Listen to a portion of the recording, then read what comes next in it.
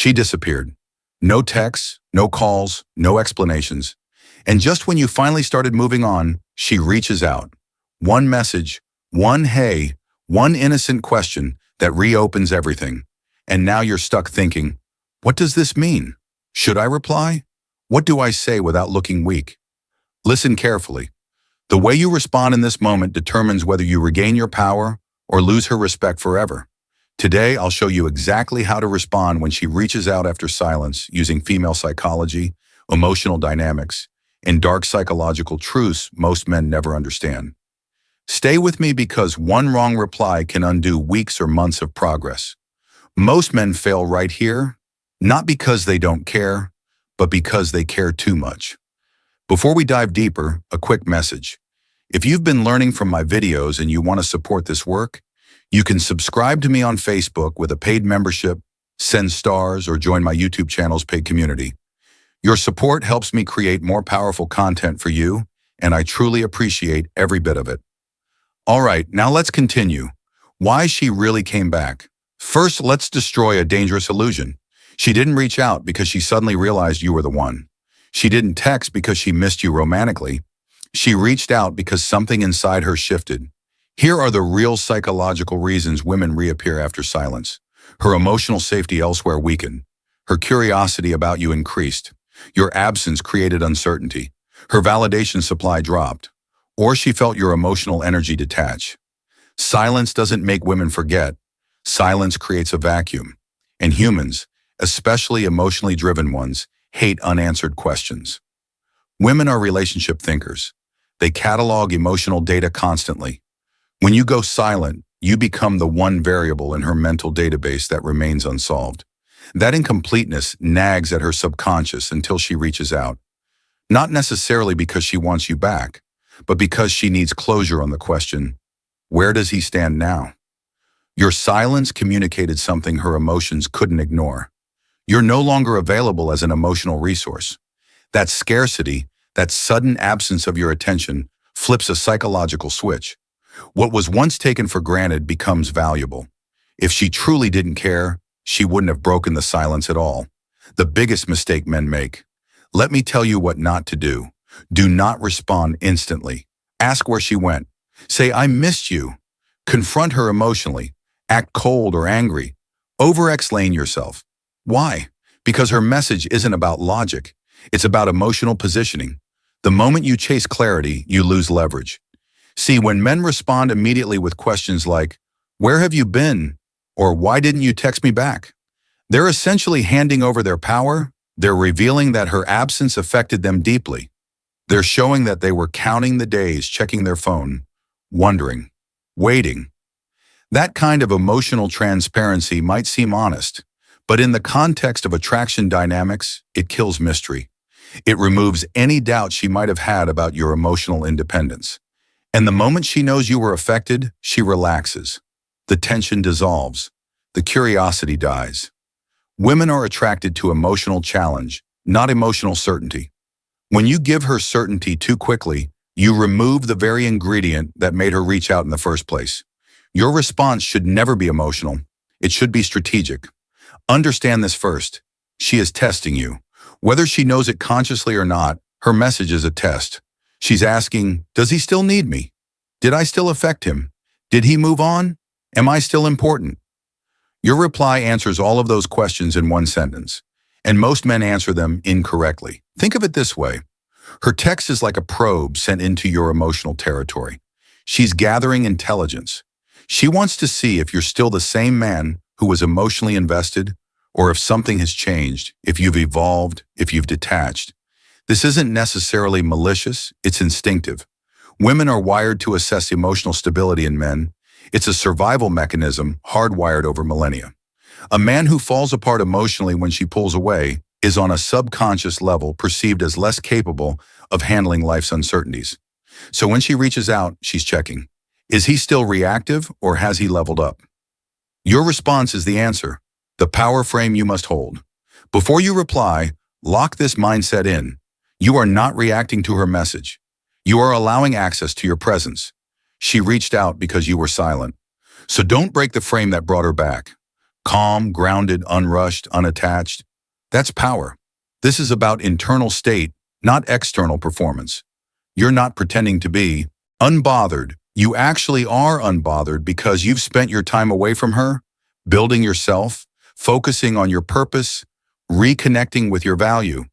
When you reply from this place, your words carry a different energy. There's no neediness, no hidden agenda, no desperation for validation, just presence. And presence is magnetic. The strongest reply never asks questions. It creates intrigue. How long should you wait to reply? Here's the truth. Waiting isn't about manipulation. It's about emotional regulation. Reply when you're calm, you're centered, you're not hoping for an outcome. For most situations, a few hours is perfect. Not instant, not dramatic, just natural distance. The waiting period isn't a punishment. It's not a game. It's a buffer that ensures you respond from your prefrontal cortex, the rational, strategic part of your brain, rather than your like. When you see her name pop up on your screen, there's a physiological reaction. Your heart rate increases, adrenaline spikes, old feelings resurface. If you reply in that state, you're replying from emotion, not logic. Give yourself time. Let the initial wave pass. Go for a walk, hit the gym, talk to a friend. Then when you're back in your body and your mind is clear, craft your response. That's when you're truly powerful. What to say and why it works. Now listen closely. Your reply should be short, neutral, warm, but detached, open-ended without chasing. Examples. Hey, hope you've been well. Or, hey there, what's up? Or, hey, nice hearing from you. That's it. No emojis, no emotional charge, no questions that beg. Notice what these replies don't do. They don't apologize, they don't explain, they don't justify, and they don't seek reassurance. They're clean, simple, dignified. They acknowledge her without rewarding her. They're friendly without being overeager. They leave space without creating awkwardness. This kind of response keeps the ball in her court. She reached out, so now she has to continue investing if she wants the conversation to progress. You're not doing the heavy lifting. You're not trying to revive something. You're simply responding with the same energy you'd give an old acquaintance. And that's what keeps her intrigued. One sentence can communicate strength, desperation, or indifference. Why this drives her crazy in a good way? Because it does three powerful things. It doesn't punish her. It doesn't reward her. It doesn't reveal your emotional position. This creates uncertainty, and uncertainty fuels attraction. She now wonders, did he move on? Why isn't he asking? Why do I feel nervous? You flip the dynamic. Before she had all the information, she knew you liked her. She knew you were invested. She knew you'd probably respond if she reached out. That predictability made her comfortable, and comfort kills attraction. Now she's uncertain, and uncertainty activates the same neural circuits as curiosity and desire. She starts thinking about you more, wondering what you're doing, who you're with, why you're so unbothered. Ironically, by caring less about the outcome, you become more attractive. By refusing to play into her expectation of how you'd respond, you become unpredictable, and unpredictability is intoxicating. What if she says something casual? If she keeps things light, match her tone. She says, just checking in. You reply, gotcha. Hope everything's good on your end. You're not escalating, you're observing. Let her invest first. Matching energy is critical here. If she's casual and you come in heavy with emotion or intensity, it creates a mismatch that makes you look overeager. Stay calibrated, stay measured. This also serves as another test. If she's truly interested, she'll continue the conversation. She'll add more. She'll ask questions. She'll create openings. If she doesn't, if she just replies with another one-liner and lets it die, then you know her reach out was more about her ego than genuine interest. And in that case, you've saved yourself from investing in someone who isn't truly invested in you. Whoever invests emotionally first loses leverage. What if she apologizes? This is important. If she says, sorry I disappeared, do not say, it's okay, I understand. Instead say, I appreciate you saying that. Why? Because forgiveness is earned, not given freely. When you immediately excuse her behavior, you're communicating that her actions have no consequences. You're telling her subconsciously that she can come and go as she pleases, and you'll always be there waiting with open arms. But when you acknowledge her apology without absolving her, you maintain your self-respect. You're saying, I hear you. I recognize your accountability, but my forgiveness and trust are valuable. They're not automatic. This doesn't mean being cold or punishing. It means being honest. Respect yourself enough to not pretend her disappearance didn't matter. What if she asked to meet? Now we're talking. If she suggests meeting, that means curiosity turned into intention. Respond calmly. Yeah, we can do that. Let me know when works. No excitement, no validation, no over-availability. You're allowing, not chasing.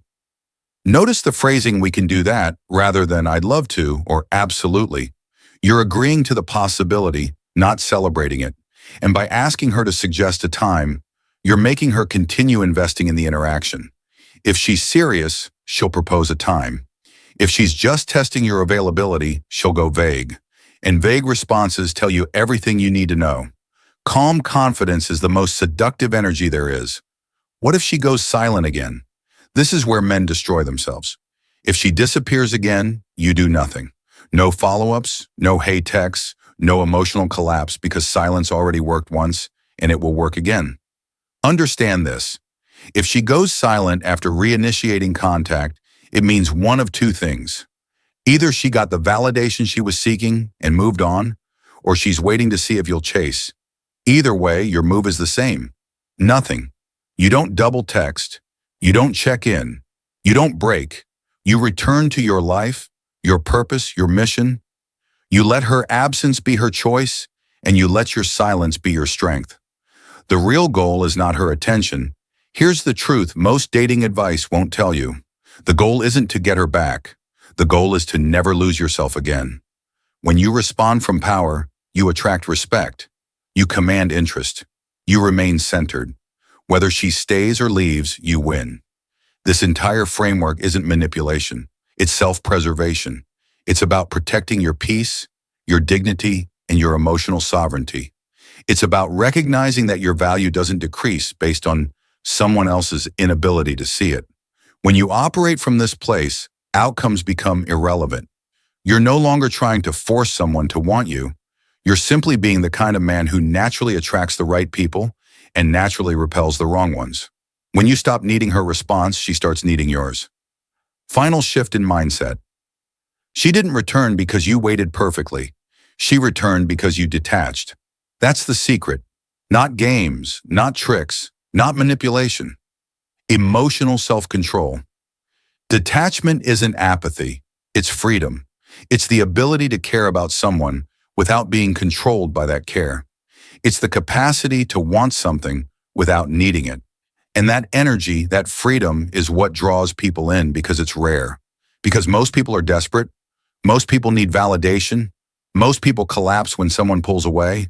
But you stay standing. You stay whole. You stay you. And that's the most attractive thing in the world. If this video helped you understand female psychology on a deeper level, make sure you like this video and subscribe to the channel. And don't stop here. Check out the other videos on this channel for more wisdom, truth, and psychological insight that most men never hear. Stay calm, stay powerful, and never chase what should come naturally.